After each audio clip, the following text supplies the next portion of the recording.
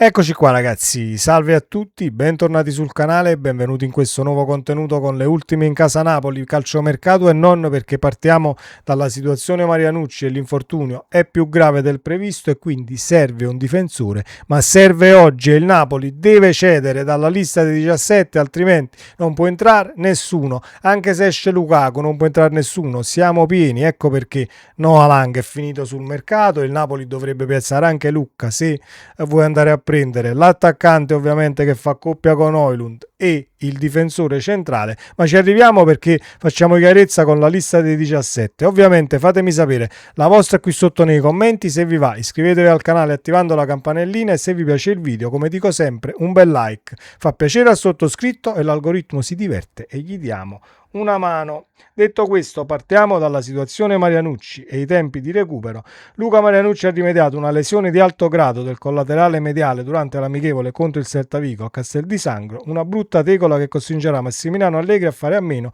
di uno dei calciatori che si è messo maggiormente in mostra in ritiro. Il professor Castellacci nel corso di Radio Gol, programma in onda su Radio Kiss Kiss,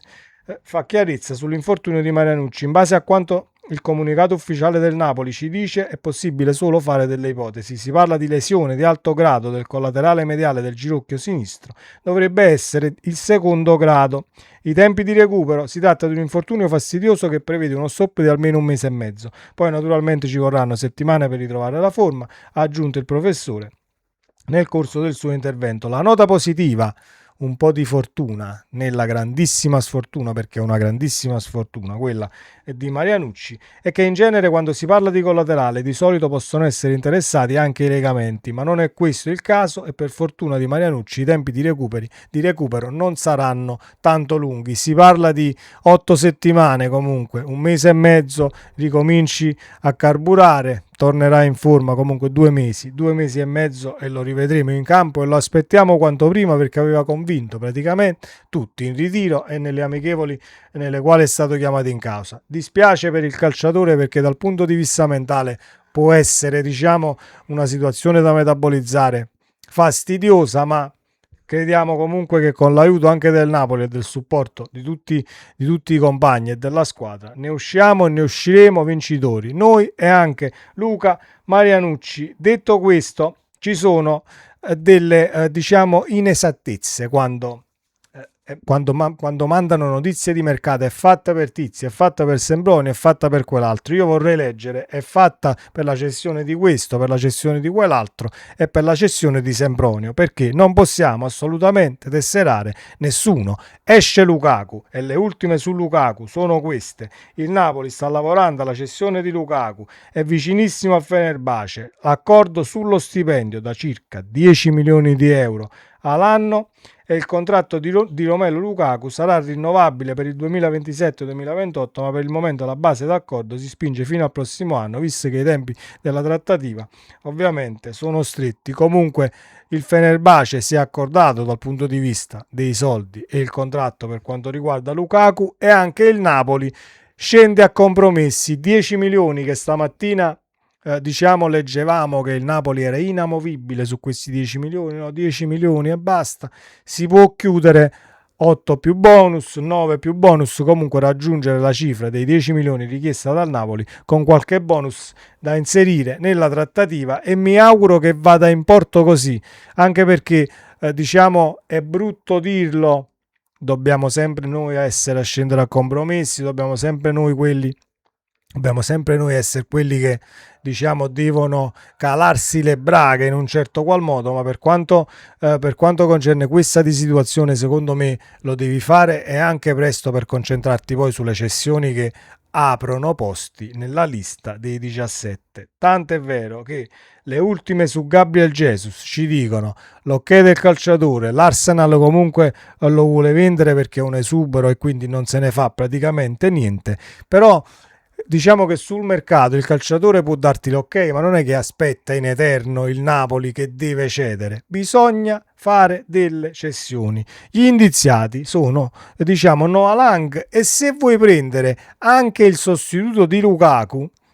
non tenendoti Lucca, a Lucca lo devi cedere, non è che ti puoi tenere Lucca e prendi a Gabriel Jesus, che ovviamente abbiamo il via libera, l'ok del calciatore, le ultime sono confortanti, può venire a Napoli e siamo tutti d'accordo, abbiamo analizzato anche la cartella clinica che non è delle migliori, ma il Napoli ovviamente sta scegliendo così e alziamo le mani, ma la lista dei 17 è molto chiara, la lista dei 17 recita così: Anghissà, McTominay, De Bruyne, Lobotka, Noah Lang, Allison, Neres, Giovane, Lucca, Oilund, Gilmour, Beukema, Rafa Marin, Rachmani, Olivera, Savic, e c'è anche Mazzocchi, uscito Gutierrez che è rientrato perché Mazzocchi era fuori lista quando Gutierrez ovviamente era ancora nella rosa del Napoli senza la cessione al Bayer Leverkusen. Ecco perché esce Lucca, esce Lang, prendi il centrale di difesa e le ultime su Badiashile con il sì del calciatore.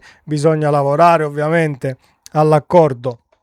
per farlo arrivare. Potrebbe arrivare lui, ma devi cedere due calciatori da questa lista se vuoi prendere Gabriel Jesus e il centrale, perché il terzino, almeno a quanto leggiamo, dovrebbe essere Favasuli. Sono a Castel di Sangro, sono stati a Castel di Sangro da ieri sera e stamattina a parlare proprio di questa trattativa, e quindi lo vai a inserire nella lista under. Non ti occupa posti, bisogna solo fare entrare dal punto di vista monetario quei soldi che ti servono per poi pagarlo, ma non perché il Napoli non li ha, è perché il Napoli sta facendo le cose in maniera certosina dal punto di vista economico, per non ritrovarsi poi nella stessa situazione in quel di gennaio, dove diciamo sfori, e quindi poi se ti serve un acquisto, ti serve qualcosina dal punto di vista del mercato, nel caso si fa male qualcuno, sei in corsa, bisogna comunque un attimo fare entrare qualcuno anche in prestito, non lo puoi fare perché sei un attimo chiuso dai paletti per quanto riguarda il calcio mercato. Ecco perché si fa confusione, la situazione è molto chiara, è totalmente difficile, ma serve accelerare, serve cedere Lukaku e non perdere tempo ovviamente nella trattativa col Fenerbahce. Si è accordato benissimo, ci si accorda con la società e facciamolo quanto prima, perché non possiamo perdere tempo. Appresso a Lukaku, che poi i giorni di riposo, i giorni di permesso, non si è presentato e questo e quell'altro. Già se ne è visto bene Lukaku per, diciamo, la permanenza al Napoli, al di là della situazione che comunque è grave, dell'infortunio, ma continua a fare quel che vuole. Dal punto di vista medico mi vado a curare là, non vengo perché sto cercando l'accordo con Fenerbahce, eccetera, eccetera. Quindi facciamola quanto prima questa cessione, per poi aspettare, perché comunque ci sarebbe da aspettare un Paris Saint-Germain che si accorda ovviamente con l'Ajax per il mercato che stanno facendo in uscita, per poi avere i soldi, presentarsi con i soldi per Noah Lang, e il Napoli decide ovviamente cosa farne, anche se le ultime, nel caso Lang è in uscita, le ultime darebbero il Napoli con un prestito, con il riscatto, l'obbligo, il diritto, poi vedremo. Mi auguro che il Napoli non ceda Noah Lang a titolo definitivo, anche perché a me dà fastidio già la cessione ad oggi. Cioè, cedere Noah Lang quando a sinistra potevi avere una coppia con Alison Santos e Noah Lang che non tutti se la possono permettere, sia in Italia ma anche in Europa, e invece devi cedere un calciatore, un esterno, per poter far entrare l'eventuale punta, perché la punta che hai che sostituisce Oilund non ti convince, senza che ci prendiamo in giro. Non ha convinto me, non ha convinto nessuno a Castelvolturno né tantomeno a Castel di Sangro, dove sono in ritiro, senza che leggiamo titoli e titoloni. Lucca ha convinto Allegri, non ha convinto praticamente nessuno, anche perché è stata un'amichevole quella col Celta Vigo, ma tu, diciamo che se qualsiasi occasione ti si presenta davanti e non la butti dentro, e ne hai avute contro il Celta Vigo, e allora due conti se li fa anche il Napoli e chi ti guarda dalla panchina, per il semplice fatto che era un amichevole, ma quei colpi di testa, quel colpo di testa, ma anche quel pallone, diciamo, ciabattato col sinistro, ma eri comunque tra virgolette solo con la porta davanti, possono pesare dal punto di vista economico tantissimo, perché io appena diciamo ci fu il terzo gol mangiato da Lucca nell'amichevole, in privato con Armando, con amici e nelle chat. Comunque la mia considerazione fu sempre la stessa, è stata sempre la stessa. Se questa partita era l'ultima partita, diciamo, del girone di Champions e a noi servivano i 3 punti per passare il turno e ne prendi uno,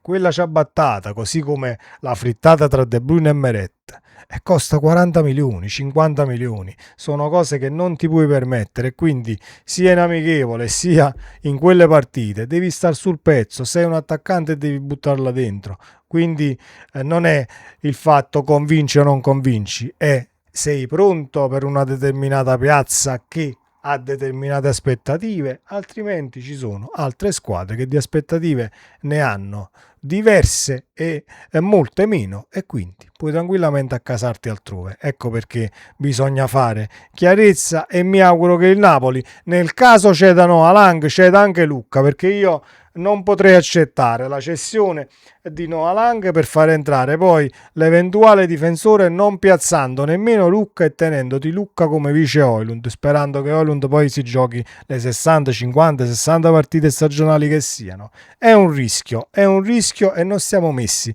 alla grandissima. Ovviamente io non faccio mai polemica, non è nemmeno questo un video polemico, ma ho cercato di far chiarezza per quanto riguarda tutte le cazzate che continuate a scrivere giorno dopo giorno. È fatto o non è fatta, ma io vorrei leggere: è fatta una cessione per farle entrare poi nella lista dei 17. Speriamo che accadrà presto, magari domani, chi lo sa. Sempre Forza Napoli, ci vediamo nel prossimo video, ciao.